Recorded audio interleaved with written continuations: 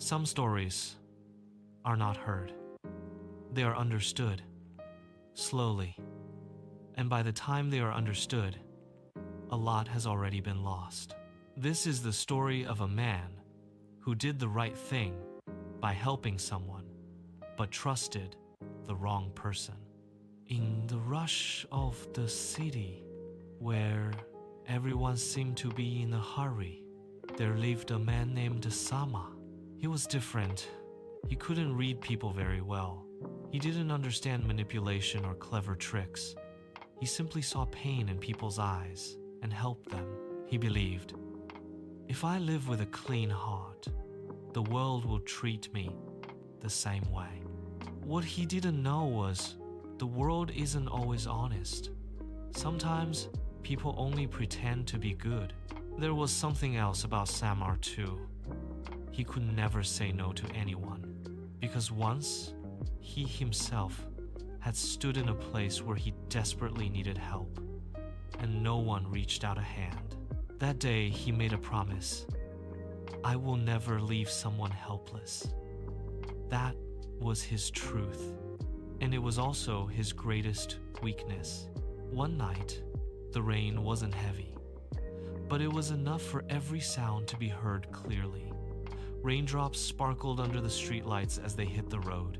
Samar was walking slowly when he heard a weak voice. Brother, water. He stopped. At the side of the road lay a man. His clothes were soaked. His lips were dry. His breathing came in broken gasps. Samar knelt down. He took out a bottle of water. But just as he was about to help, a voice came from behind him. Samar, don't help him. He turned around. It was his neighbor. His face was serious.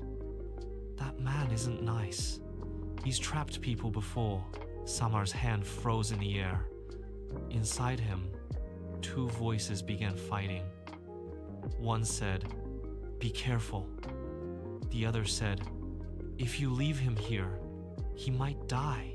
Samar looked into the man's eyes again. There was fear there, but there was something else too, a plea. And when Samar tried to lift him, the man grabbed his hand tightly. "Please, don't leave me." There was less fear in that grip, and more attachment. And Samar lost the battle right there. "I can't leave him like this," Samar said softly. He brought the man home. Samar changed his wet clothes, made him tea, gave him medicine, and throughout the night, he sat beside him, checking his breathing every few minutes. The next morning, when the man finally opened his eyes, he held Samar's hand. "You saved my life. I will never forget this favor." Samar smiled gently. "It's not a favor. It's humanity." That was the moment when Samar didn't just help someone. He opened a door. The man's name was Raghav. At first, Samar stayed cautious. He kept some distance. He didn't leave money lying around. He didn't reveal his daily routine.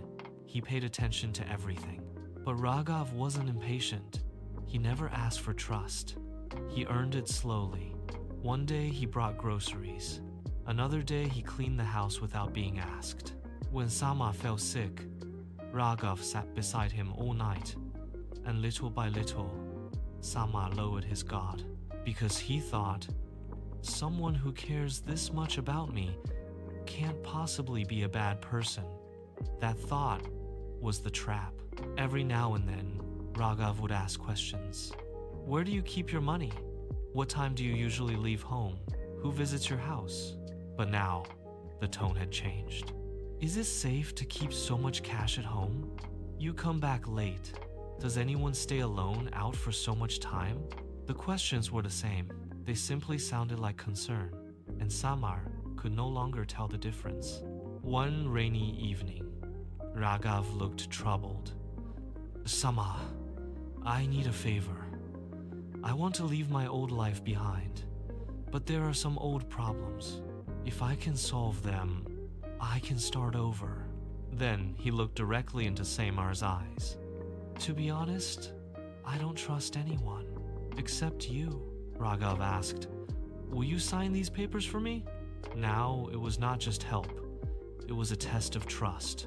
Then he thought, if I refuse now, he may fall back into that life again. And so, he signed the papers, without reading them. A few days later, someone pounded on his door.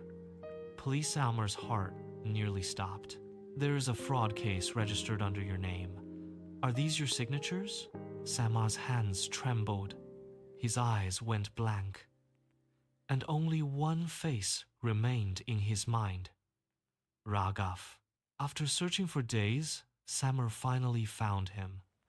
In a narrow alley, the rain had started again. Samar asked quietly, tell me one thing.